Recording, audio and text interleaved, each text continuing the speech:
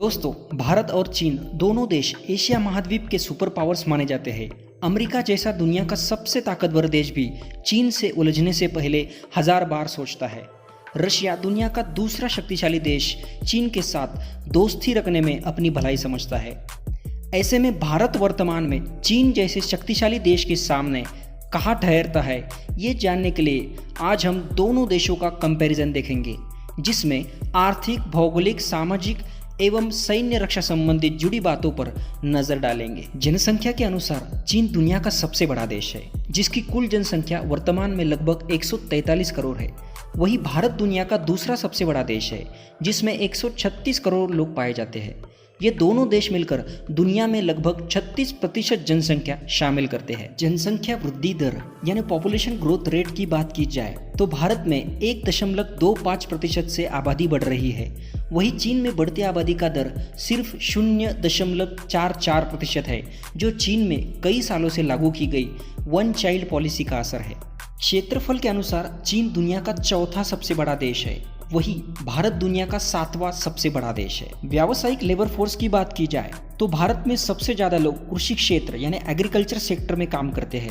वही सर्विस क्षेत्र में काम करने वाले लोगों की संख्या दूसरे नंबर पे है। वही चीन में सर्विस सेक्टर में काम करने वाले कर्मचारियों की संख्या सबसे ज्यादा है।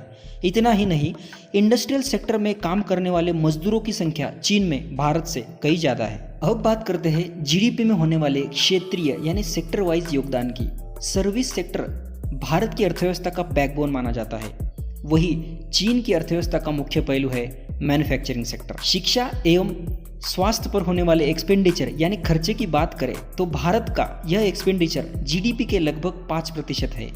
वही चीन एजुकेशन और हेल्थ को ज़्यादा महत्व देते हुए जीडीपी के 7% खर्चा करता है। 2019 तक भारत का एक्सटर्नल डेब्ट यानी विदेशी कर्जा लगभग 564 अरब डॉलर्स का था, मगर चीन का यह नंबर 2 ट्रिलियन डॉलर्स यानी 2 खरब डॉलर्स का था। इसका मतलब है चीन पर भारत की तुलना में बहुत ज़्यादा विदेशी कर्जा है। दोस्तों, बेरोजगारी की यानी देश के सबसे महत्वपूर्ण पहलू की बात की जाए तो कुछ रिपोर्ट्स के अनुसार 2020 तक भारत में बेरोजगारी का प्रमाण 24% तक बढ़ चुका है। यही प्रमाण चीन में केवल 4% है, जो भारत के तुलना में बहुत कम है, जिसे भारत के मुकाबले में चीन की सबसे बड़ी ताकत भी कहा जा सकता है। दोस्तों, अब बात करते हैं दोनों देशों के मिलिट्री पावर्स की। दोनों देश ग्लोबल पावर रैंकिंग के अनुसार दुनिया में 136 देशों की सूची में तीसरे और चौथे पायदान पर आते हैं। यानी चीन दुनिया का तीसरा सबसे शक्तिशाली देश है, तो वही भारत चौथा सबसे शक्तिशाली देश है। रक्षा विभाग पर खर्च की जाने वाली राशि यानी डिफेंस बजट की बात की जाए तो 2019 में भारत का डिफेंस बजट 70 अरब डॉलर्स का था। वही चीन का डिफेंस बजट इससे 2 गुना से भी ज़्यादा यानी 177 अरब डॉलर। यानी चीन को दुनिया का दूसरा सबसे ज़्यादा डिफेंस पर खर्चा करने वाला देश माना जाता है।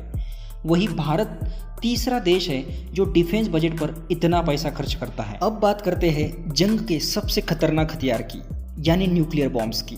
भारत के पास कुल मिलाकर 140 परमाणु हथियार है। वही चीन के पास कुल 400 परमाणु हथियार है। हालांकि भारत के पास परमाणु हथियार बनाने के लिए लगने वाले प्लूटोनियम और यूरेनियम के पर्याप्त सोर्सेस उपलब्ध है, जिससे भारत कई हथियार और बना सकता है। बात करें मिलिट्री पर्सनल की तो भारत के पास कुल 34 लाख एक्टिव और रिजर्व फौजी है। वही चीन के पास 27 लाख टोटल एक्टिव और रिजर्व सैनिक है।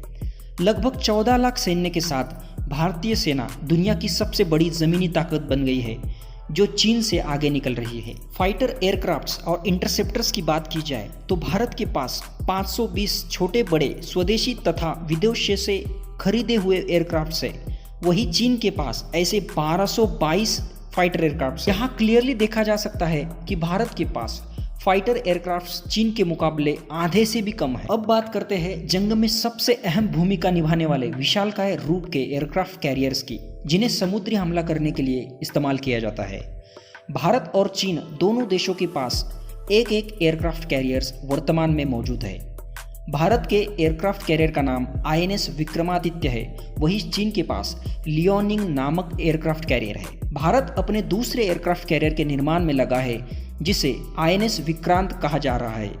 वही चीन कुछ ही सालों में शैंडोंग एयरक्राफ्ट कैरियर को नेवी में दाखिल करेगा। तो इस कंपैरिजन से हम क्लियरली देख सकते हैं कि चीन लगभग सारे क्षेत्रों में भारत से आगे निकल चुका है और विश्व की सबसे बड़ी ताकत बनने के मंसूबे रखता है। दोस्तों, आशा करता हूँ कि यह वीडियो आपको जरूर पसंद आया होगा।